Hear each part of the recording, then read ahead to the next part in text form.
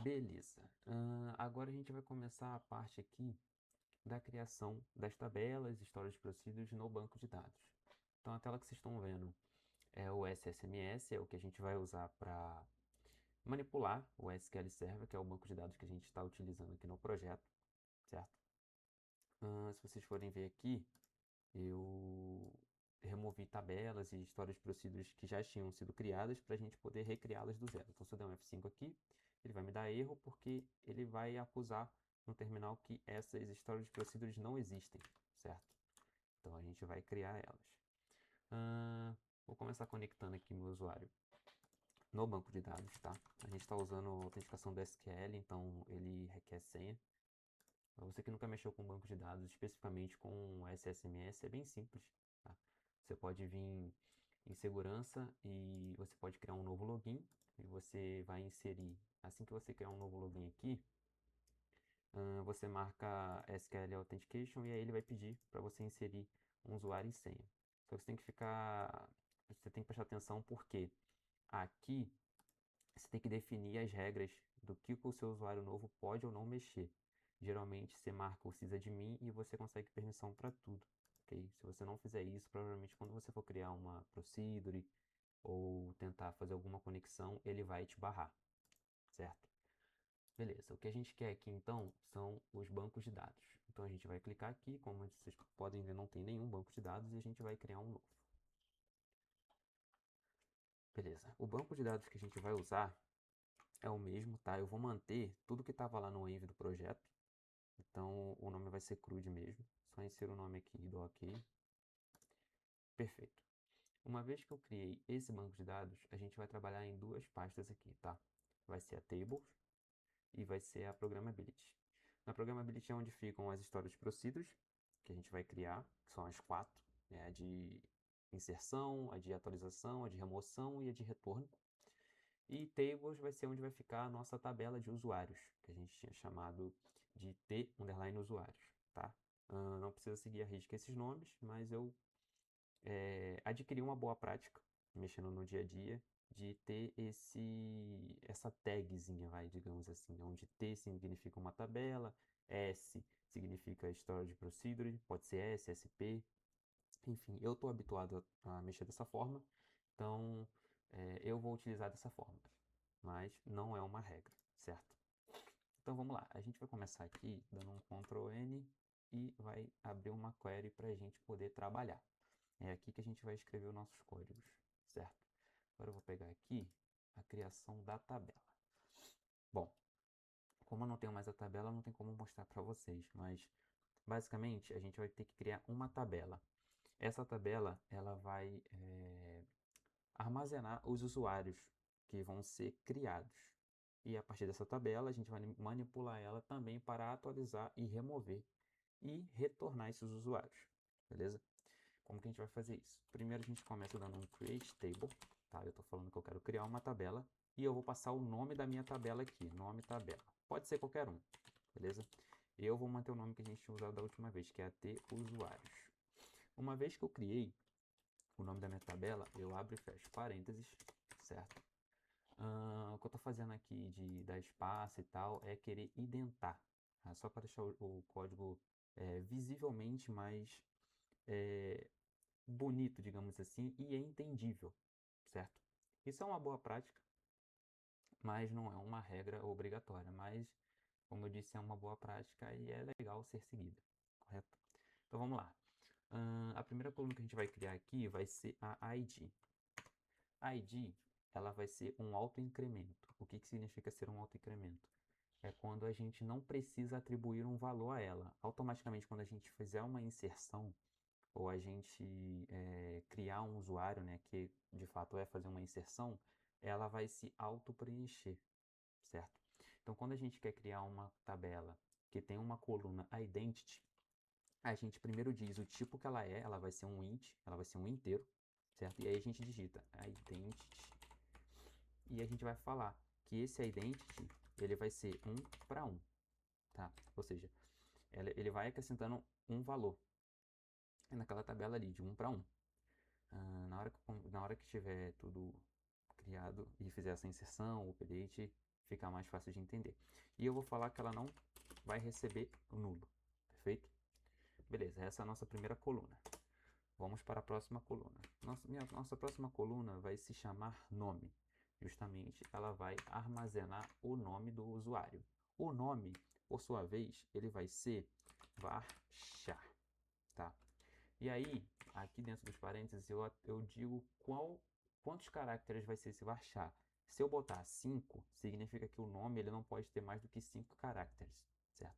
Como eu não quero isso e tem nomes que variam de N caracteres, eu posso botar aqui, ele é um 200, porque dificilmente vai ter um nome que passa de 200, né? Acho que a dela deu uma piscada aí, né? Ou eu posso botar que ele é varchar max, e aí ele vai ser basicamente ilimitado, porque o limite máximo dele aqui é muito grande. Mas pra gente aqui não vai fazer tanta diferença, eu posso deixar 50, tá? Isso aqui não tem problema nenhum. Eu posso vir aqui para nossa próxima coluna e adicionar um e-mail, beleza? E esse e-mail também, acredito eu que não tenha nenhum e-mail que passe de 50 caracteres, ou talvez tenha, tá? Vamos deixar 100, só para garantir. Vou deixar 100 aqui também para ficar padronizado. Eu vou criar também o campo de data criação, certo? Aqui, deixa eu só botar para cá para ficar bonitinho. Deixar mais uns 2 tabs aqui. Esse campo, essa coluna de data criação, ela vai ser do tipo date, time, tá? É um tipo de coluna. Então aqui varchar é o que a gente chama de string, int é um inteiro, datetime eu quero falar que aquilo ali é uma data hora, basicamente, porque eu tenho a diferença entre date, que ele só vai me trazer a data, tipo 30/10/2020, e eu tenho o datetime, que ele vai me trazer 30/10/2020 às 11h50, por exemplo, tá? Eu estou especificando. E aí eu posso tratar essa informação no back, no front, da forma que eu achar melhor. E eu vou ter a coluna, como a gente viu lá, de foto. Essa coluna de foto, ela também vai ser varchar. Por quê? Porque eu estou armazenando a imagem como base 64. Só que esse base 64, ele entra como uma string, certo? E aqui sim eu passo um max, porque base 64 geralmente ele é um texto muito grande. Então, como não tem como definir qual o tamanho desse texto, eu vou deixar ele como varchar max. Perfeito. Uma vez que eu criei isso aqui, a gente pode... Deixa eu ver o que está faltando aqui. Ah, tá. Aqui não pode ter vírgula porque é a última. Então, uma vez que eu criei isso aqui... Deixa eu ver o que está faltando. Nada, tá certo. Tá dando um erro aqui. Ele está falando que a coluna já existe, mas não tinha. Deixa eu ver. Ter usuários. É que se eu tentar criar de novo, ele vai falar. Beleza. Enfim. Criamos aqui. Então, se eu der um select all from the usuários, ele vai me retornar minha coluna, minha tabela vazia, certo? Então tá. Criamos aqui a nossa primeira tabela. Agora a gente vai poder manipular essa tabela. De que forma? A gente poderia fazer inserções nela. Se a gente quiser fazer um insert, a gente põe um insert into e passa o nome da tabela, por exemplo. E aí, a gente tem aqui os values, tá? Só que aqui antes a gente define quais colunas vão receber dados. Como eu falei para vocês, eu não preciso passar a coluna ID aqui, certo? Então, eu poderia vir aqui e falar nome, e-mail, tá? Eu posso passar só essas 2 colunas, por exemplo. Desde que as outras colunas, elas aceitem nulo, tá? E aí eu vou passar o valor desses 2. Então eu posso botar teste e eu posso botar teste@email. Vamos ver se aqui vai funcionar. Ele vai falar que uma linha foi afetada. Então quando eu vim aqui, ele vai inserir, tá? E aí por que ele não deu problema? Porque na hora de criar a nossa tabela, eu em nenhum momento disse que isso aqui não poderia ser nulo. Eu não passei o not null, certo? Então, isso, por padrão, eu poderia deixar explícito que ela aceita nulo, tá? Mas como eu não falei, o SQL já entende que ela vai aceitar nulo, certo? Então, beleza. Nossa tabela está funcionando, fizemos uma inserção. Se eu quiser fazer um update, então eu venho aqui, update, passo o nome da minha tabela, eu vou falar qual valor que eu quero passar e qual é a minha condição. Então, basicamente, estou falando, atualiza teu usuários, setando.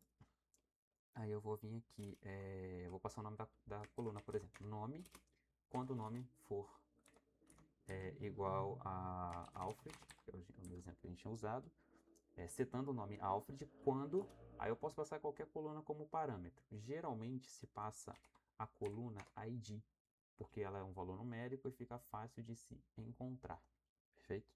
Então eu falo quando o ID for igual a 1, e aí esse nome teste vai virar o nome Alfred. Uma vez que eu vim aqui, esse nome foi alterado com sucesso, beleza? Então esse aqui é o básico de ter uma tabela no SQL Server, tá? Não é nada tão complicado, beleza? Enfim, agora a gente vai para a parte das Storage Procedures, que também não tem nada tão complicado. Eu vou abrir uma nova query aqui, deixar essa daqui parar, beleza? Bom, vamos lá. Primeiro, a gente vai criar a procedure de inserção. E aí, como que a gente começa criando uma Storage Procedure? Tá? Vamos lá. A gente começa aqui, deixa eu só pegar aqui, beleza. Dando um create, deixa eu ver como é que eu começo. Vamos lá. Eu tenho um create procedure, e aí aqui eu posso passar o nome. Deixa eu só ver o nome que eu estava utilizando no projeto lá. Era esse aqui. O que a gente vai fazer? Como eu falei, para tabelas, eu gosto de usar a nomenclatura t_nome tabela. O mesmo vale para procedures. A gente trabalha com storage procedures, ou seja, procedimentos armazenados. Você pode dar o nome que você quiser, mas uma prática que eu tenho no meu dia a dia, e eu adquiri isso, tá, de outras pessoas que mexem com isso, é nomear com S de storage. Então, S nome procedure, beleza? Pode ser S de storage, pode ser SP de storage procedures, o que você achar melhor, tá? Não é uma regra, como eu falei, assim, também como não é uma regra para o nome da tabela. Então vamos lá, create procedure, vou botar S, e o ideal é você nomear a procedure para o que ela foi criada para fazer, certo? No caso aqui a gente está criando a procedure para fazer uma inserção de dados. Inserção de dados aonde? Na minha tabela de usuário. Ou seja, eu estou criando uma procedure para fazer exatamente esse insert que eu fiz aqui, certo? Então, vamos lá. Eu vou criar sinsere lista usuário. Opa, lista usuários. Perfeito? Ok. Agora, eu vou passar os parâmetros que essa procedure precisa receber para fazer essa inserção. Os parâmetros vêm das tabelas ou tabela que a minha procedure vai usar. Como isso aqui é um projeto simples, um CRUD bem simples, eu só tenho uma única tabela. Como eu descubro esses parâmetros? Estou vendo aqui, eu dou um executar na minha tabela. Eu tenho todos esses parâmetros aqui, tá?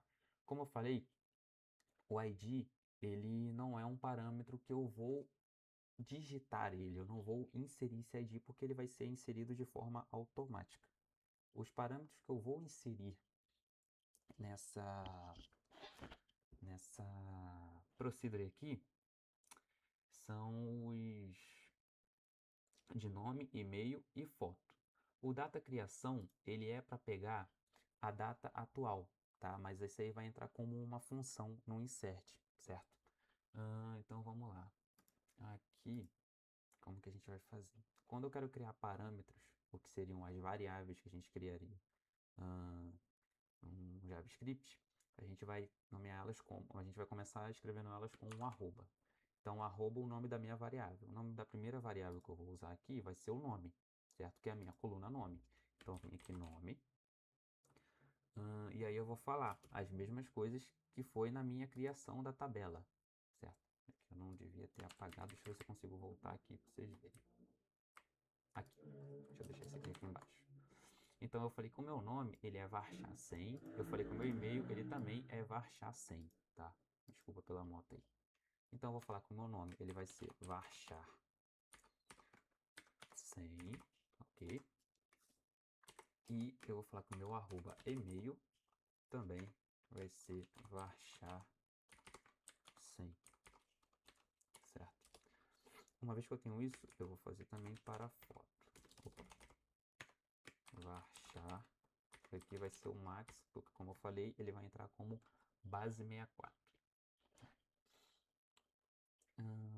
Beleza, aqui como eu tinha falado para vocês, eu posso passar que ele é um valor nulo, mas não é uma obrigatoriedade, certo?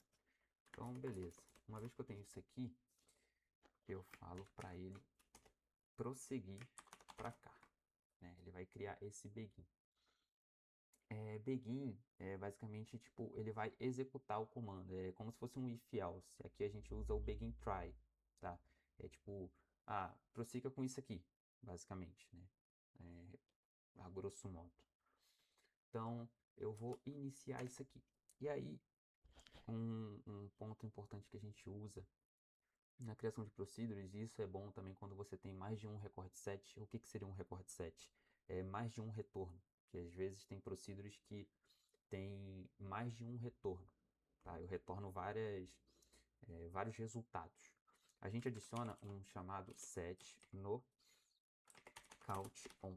O que o set no count on faz?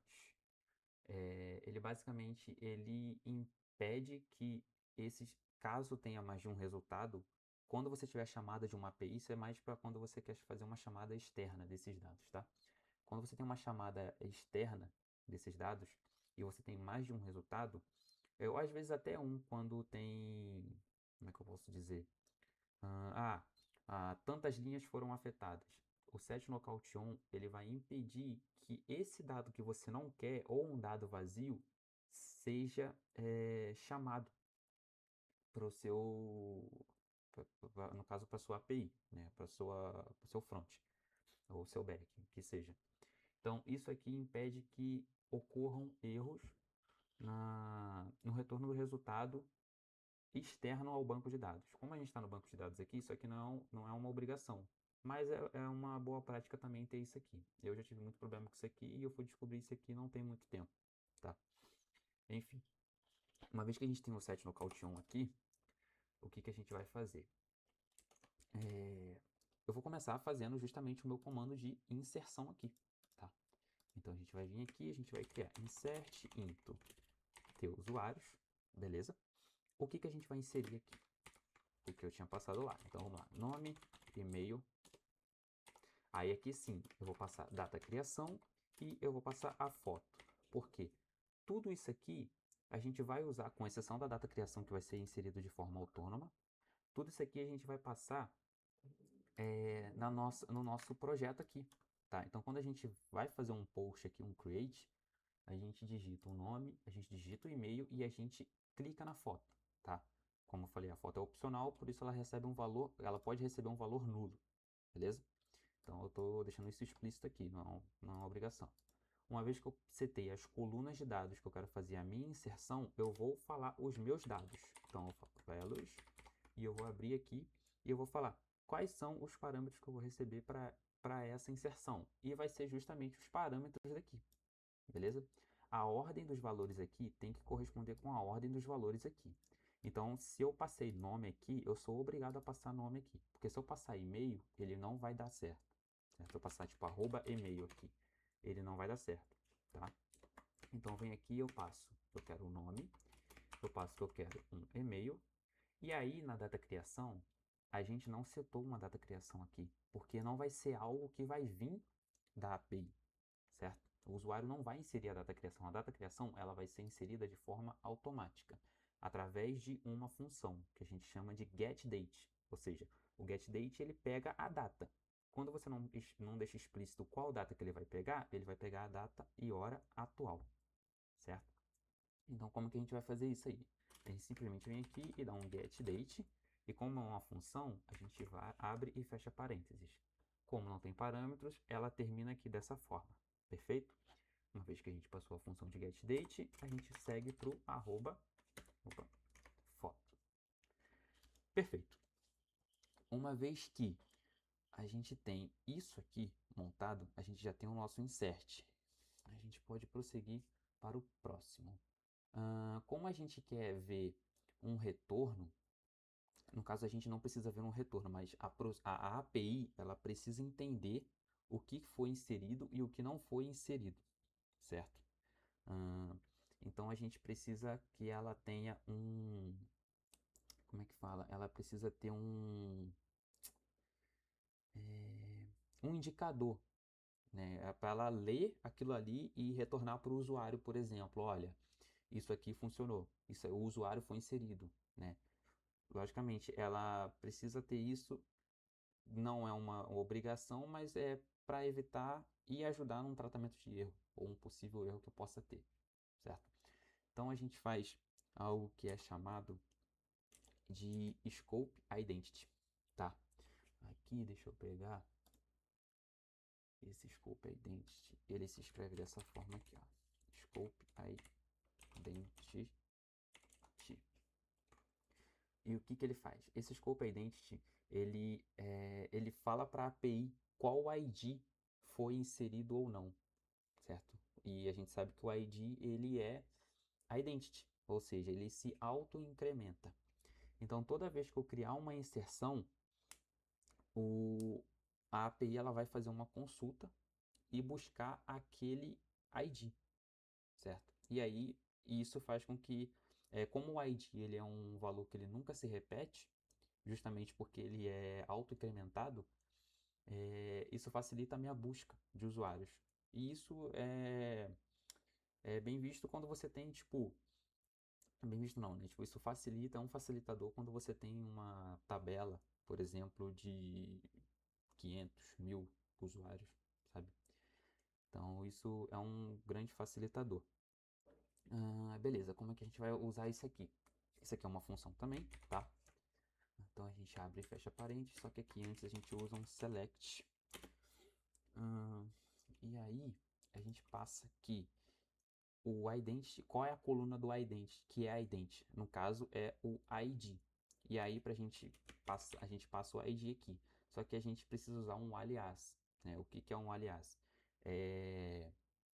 Basicamente a gente está dizendo que qual é aquela coluna, tipo, selecione o autoincremento da onde. Então eu tenho que dizer meio que o da onde, que a gente chama de alias, que é esse s.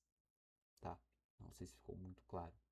Mas basicamente eu estou falando, tipo, ó, selecione o Scope Identity da ID, da coluna ID, basicamente. Certo? A gente chama isso aqui de alias. E aí, beleza. Uma vez que eu tenho isso aqui, eu abri o meu begin, eu posso dar um end aqui, certo? E basicamente, deixa eu ver se está faltando alguma coisa, eu acredito que não, tá? É isso. Eu rodo aqui e ele fala que a minha procedure, a minha história de procedure foi criada. Então, se eu vim aqui, ele vai carregar e ele agora tem a S insere lista usuários. Perfeito? Uma vez que eu abro ela, ela já abre nesse formato aqui, tá? E basicamente essa é a nossa procedure de inserção. Agora tem um jeito da gente testar ela. Tá? Deixa eu só lembrar aqui. Hum, Deixa eu ver aqui, ó. Basicamente, como que a gente pode testar ela? Eu venho aqui, deixa eu apagar aqui. Eu posso vir aqui, eu passo um exec. E aí eu vou usar os meus parâmetros. Aqui eu vou passar um parâmetro, aqui eu vou passar outro parâmetro, e ali eu posso deixar null.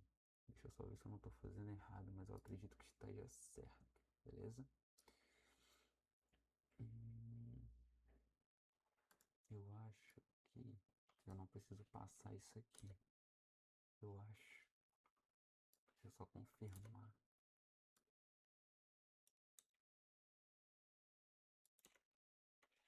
Acho que é isso. Deixa eu ver. Então, usuário teste. Teste, arroba teste. Aqui, se a gente ver, eu tenho. Só tenho uma linha. Deixa eu ver se isso aqui vai dar certo. ID 2. E aí, perfeito. É isso mesmo. O que eu acabei de fazer aqui? Eu executei essa procedure. E essa procedure, nada mais nada menos, executou o meu insert. Tá? Como eu falei, isso aqui ele é mais uma obrigação para a API. Porque quando a API, quando eu rodar isso aqui, né, quando eu executar o comando na API, ela basicamente ela vai ler essa informação aqui, ó, esse record set aqui. E ele vai falar, ó, o ID 2 foi criado, certo? Por quê? Como nenhum ID se repete, ela lê um ID único. Ou seja, cada ID é único no caso. Então, se eu rodar esse comando aqui de novo, ele vai falar para mim que o ID 3 ele foi criado, por mais que o nome seja igual. Ó, tá vendo? ID 3, ID 4, ID 5, ou seja, são requisições que eu estou fazendo. Então, quando eu vim aqui dar um select novamente, ele vai criar vários. Todos os usuários podem ter o mesmo nome, podem ter o mesmo e-mail, tá? Isso é um tratamento que você quiser fazer depois, o ideal é que seja feito, beleza? Mas não é o foco aqui no momento. Mas nenhum usuário tem o mesmo ID, certo? Então, quando a gente vai fazer o update aqui, a gente usa o ID, por exemplo, como parâmetro, porque é um que nunca se repete. Porque vamos supor que eu fosse criar aqui, não sei, tipo, sete o nome cachorro, quando o ID for, quando o ID não, perdão, quando o nome for, eu quero mudar um nome por outro, tá? E aí eu vou vir aqui e eu vou pegar, quando o meu usuário se chamar usuário teste. Aqui ele vai falar para mim que 4 linhas foram afetadas, tá vendo? Ou seja, isso aqui é um grande problema, tá? Porque se você faz isso aqui num banco de dados, onde você tem um usuário ali que se chama Maria, então você pega um lugar aí que você tem 5.000 funcionários, não é possível que vai existir só uma única Maria, tá? E aí você renomeia o nome dessa Maria para um outro nome, para João. Uma vez que você fez isso, todos os seus usuários que se chamavam Maria vão ter o mesmo nome de João, tá entendendo? Agora, se eu faço isso pelo ID, por exemplo, isso não iria acontecer, sabe? Então, é algo que requer muita atenção, tá? Qualquer update que vai ser feito requer muita atenção e é bom tomar muito cuidado, certo? Beleza. Uma vez que a procedure ela foi criada, tá? Como eu falei, esse scope identity aqui ele não é uma obrigação, eu posso simplesmente comentar ele, vim aqui, select all from usuários, e toda vez que eu posso dar um alter aqui, ó, eu dei um alter, e aí eu vou rodar essa procedura aqui de novo, ele vai me exibir a minha tabela, por quê? Aqui no final eu deixei comentado o que a minha API precisa ler, tá? E eu deixei um select padrão. E aí toda vez que eu executo essa procedure, ele executa isso aqui na ordem, certo? Então, rodei esse comando, o que ele vai fazer? Ele vai ler a procedure, ele vai ler os parâmetros, ele vai fazer o insert e ele vai rodar o select por último. Então, basicamente é isso. Eu executar a procedure dessa forma é o mesmo que eu vim aqui e rodar ela aqui na mão, tá? Só que o ponto de eu rodar ela aqui na mão é porque eu não estou inserindo nenhum parâmetro, então ela não iria funcionar. A não ser que eu venha aqui, ou eu posso passar os meus valores aqui na mão, tipo, em vez de digitar arroba nome, eu digitar aqui entre aspas o meu nome. E o mesmo vale para o e-mail, posso deixar o getDate e o mesmo vale para a foto, passando um valor nulo, certo? E é isso. Essa é a parte de inserção. Então a gente fez aqui a nossa primeira, o nosso post, tá? A gente criou uma storage procedure que realiza o nosso post.